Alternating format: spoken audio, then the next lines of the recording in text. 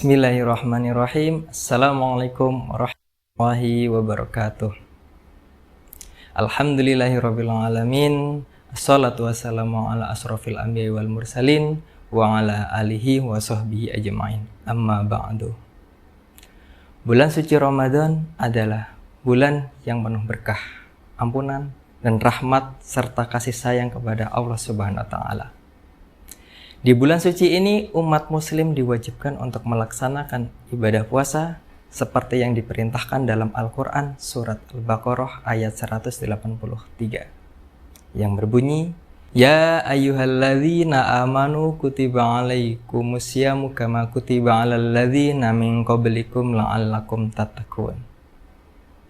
Wahai orang-orang yang beriman, diwajibkan atas kamu berpuasa sebagaimana diwajibkan atas orang sebelum kamu agar kamu bertakwa.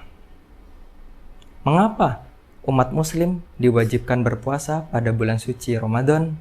Tentunya ada banyak hikmah selain menahan lapar dan dahaga. Di antaranya melatih kedisiplinan waktu. Tentu kedisiplinan di sini mengacu pada dalam hal makan. Biasanya ketika kita tidak berpuasa, kita makan di pagi hari, di siang hari, maupun di sore hari, tidak ada batasan. Namun di sini ada disiplin waktu. Kita diperbolehkan makan, ada batasannya. Sebelum menjelang maghrib, kita dianjurkan untuk tidak makan. Maka ada disiplin waktu. Selanjutnya, melatih kehati-hatian dalam berucap dan bersikap. Ketika kita tidak puasa, kita memiliki energi lebih untuk berkata-kata, untuk beraktivitas, ya kan? Bahkan untuk berperilaku. Namun ketika dalam kondisi puasa, terkadang kita lemas untuk berkata, untuk berbicara, untuk berinteraksi kepada orang lain. Kondisi inilah yang memungkinkan kita untuk lebih menjaga lisan kita dan perbuatan kita. Ketiga, ada melatih kesabaran. Karena kondisi tidak puasa, terkadang kita memiliki energi lebih untuk berperilaku atau untuk membalas ucapan dari orang-orang yang menyakiti kita. Namun, karena kita sedang puasa, sehingga kita ada kondisi lemas untuk kita membalas. Sehingga apa? Kita lebih untuk sabar mengendalikan emosi. Di mana kondisi ini juga melatih namanya regulasi emosi. Kondisi melatih emosi atau kontrol emosi itu banyak manfaatnya.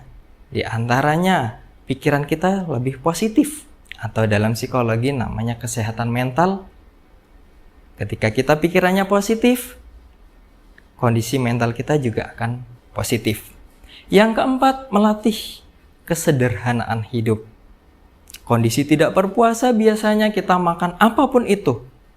Makan apapun itu dengan jumlah yang terkadang melebihi dari yang kita inginkan. Padahal dalam Islam kita tidak dianjurkan untuk segala sesuatunya berlebihan. Bahkan makan pun tidak berlebihan. Maka dalam kondisi puasa disinilah kita berbuka secukupnya dan sahur secukupnya. Yang kelima, melatih hidup sehat. Dalam kondisi puasa ada waktu-waktu kita tidak boleh makan. Dalam medis, kita biasanya sebelum operasi diminta untuk berpuasa terlebih dahulu. Mengapa? Agar badan kita tidak berlebihan dalam bekerja, khususnya bekerja dalam mengolah makanan. Maka ketika kita berpuasa, badan kita akan lebih sehat. Kenapa? Tidak bekerja melebihi batas. Ketika mesin bekerja melebihi batas, dia akan panas. Kendaraan bekerja melebihi batas, dia akan panas. Bagaimana dengan tubuh kita, manusia? Ketika kita makan berlebihan, sehingga apa? Proses pencernaan badan akan bekerja lebih ekstra. Sehingga apa? Tidak heran kesehatan kita menurun. Namun dengan kondisi puasa, kita akan memberi istirahat pada tubuh kita agar tidak bekerja ekstra. Maka dalam medis ada istilah puasa sebelum operasi, begitu juga dalam Islam. Ada istilah puasa dalam 1 tahun, yakni di bulan suci Ramadan, tepatnya selama 1 bulan.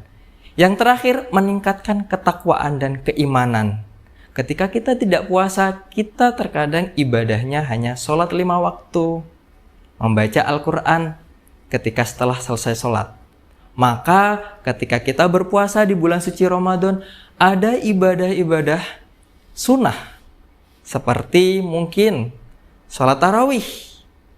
Bukan mungkin ya, tapi kewajiban sunnah. Ya. Kita disunahkan untuk sholat tarawih setelah sholat isya. Terkadang kita setelah sholat isya kita fokus lagi ke kerjaan karena ada tugas-tugas yang harus kita lembur. Namun ketika bulan suci Ramadan, adanya keseimbangan antara dunia dan akhirat. Sehingga kita diminta untuk mengistirahatkan tugas-tugas pekerjaan duniawi kita untuk sholat tarawih. Setelah sholat tarawih, terkadang dilanjutkan dengan tarawih. Yang terkadang mungkin kita akan menyempatkan sesekali tadarus. Tapi di bulan suci Ramadan, kita diminta untuk menghatamkan Al-Quran, bisa secara individu maupun bareng-bareng gitu. Terkadang setelah sholat subuh ada yang namanya kuliah subuh. Kita diminta setelah sahur tidak langsung tidur. Kenapa? Karena makan setelah tidur tidak baik. Sehingga keenam hikmah tadi itu saling berkaitan. Yang pertama tadi ada kedisiplinan, kemudian ada menjaga lisan, kemudian ada melatih kesabaran, kemudian ada hidup sederhana, tidak berlebihan, yang kelima ada melatih hidup sehat, dan meningkatkan ketakwaan dan keimanan. Sekian dari saya, selamat menunaikan ibadah puasa. Assalamualaikum warahmatullahi wabarakatuh.